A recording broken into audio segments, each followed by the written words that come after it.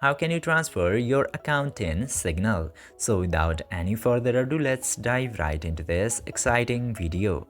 Now, in order to transfer your account, you just simply have to open your Signal application. And after opening the Signal application, you will get to see this profile icon into top left corner. Just simply select and from there simply select your account.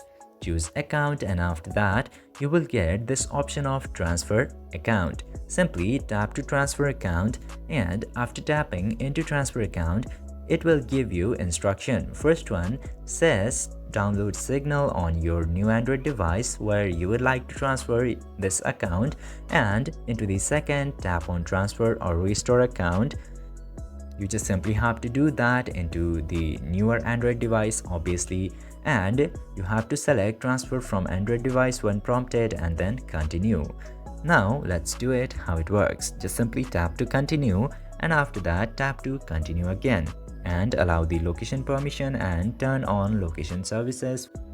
And now it will search for the new Android devices around this device which you are using right now, and you have to do all of the other processes that I have explained into the very beginning, such as download Signal and tap on transfer restore into your new device, and you can very easily transfer your Signal account that way.